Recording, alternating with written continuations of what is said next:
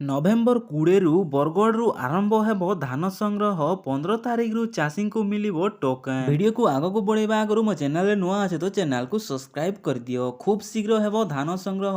ବ୍ୟବସ୍ଥିତ ଭାବରେ ନଭେମ୍ବର 20ରୁ ଆରମ୍ଭ ହେବ ଏହି ପ୍ରକ୍ରିୟା। ଏନେଇ ମୁଖ୍ୟମନ୍ତ୍ରୀ ମୋହନ ଚରଣ ମାଝୀ ଲୋକସେବା ଭବନଠାରେ ଆଗାମୀ ଧାନ ସଂଗ୍ରହ ବ୍ୟବସ୍ଥାକୁ ସୁବ୍ୟବସ୍ଥିତ କରିବା ପାଇଁ ଭର୍ଚୁଆଲ ମାଧ୍ୟମରେ ଜିଲ୍ଲାପାଳଙ୍କ ସହିତ ଆଲୋଚନା କରିଛନ୍ତି। ତ୍ରୁଟି ଶୂନ୍ୟ ଧାନ ସଂଗ୍ରହ ପାଇଁ ରାଜ୍ୟ ସରକାରଙ୍କ ସମସ୍ତ ସମ୍ପୃକ୍ତ ବିଭାଗ ଓ ଜିଲ୍ଲାପାଳମାନେ ସମସ୍ତ ପ୍ରସ୍ତୁତି କରିଛନ୍ତି ବୋଲି ଆଲୋଚନାରୁ ଜଣାଯାଇଛି। ଚାଷୀମାନଙ୍କୁ ପ୍ରଥମେ ଧାନର ସର୍ବନିମ୍ନ ସହାୟକ ମୂଲ୍ୟ କୁଇଣ୍ଟାଲ ପିଛା 2300 ଟଙ୍କା ଡିବିଟି ମାଧ୍ୟମରେ ପ୍ରଦାନ କରାଯିବ। ଡିସେମ୍ବର 8 ତାରିଖ ପରଠୁ ଅତିରିକ୍ତ 800 ଟଙ୍କା ଚାଷୀଙ୍କ ଖାତାକୁ ଯିବ। ଏନେଇ ସୂଚନା ମିଳିଛି। 15 ତାରିଖରୁ ଚାଷୀମାନଙ୍କୁ ଟୋକେନ ପ୍ରଦାନ ଆରମ୍ଭ ହେବ।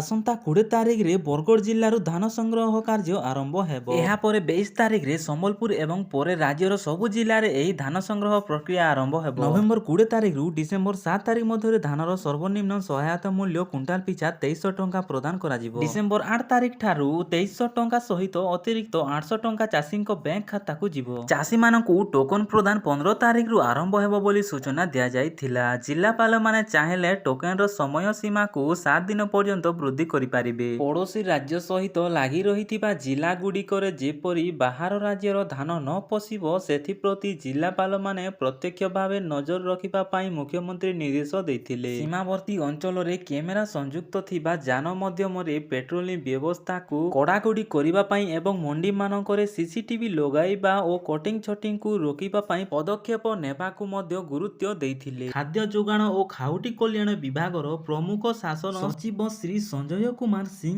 ଏବଂ ସମବାୟ ବିଭାଗର କମିଶନର ତଥା ଶାସନ ସଚିବ ଶ୍ରୀ ରାଜେଶ ପ୍ରଭାକର ପାଟିଲ ନିଜ ନିଜ ବିଭାଗ ପକ୍ଷରୁ ନିଆଯାଇଥିବା ପଦକ୍ଷେପ ସମ୍ପର୍କରେ ସୂଚନା ପ୍ରଦାନ କରିଥିଲେ। ଭିଡ଼ିଓକୁ ଲାଷ୍ଟ ପର୍ଯ୍ୟନ୍ତ ଦେଖିବା ପାଇଁ ଥ୍ୟାଙ୍କ ୟୁ। ଏଣ୍ଡ ମୋ ଚ୍ୟାନେଲରେ ନୂଆ ଅଛ ତ ଚ୍ୟାନେଲକୁ ସବସ୍କ୍ରାଇବ କରିଦିଅ।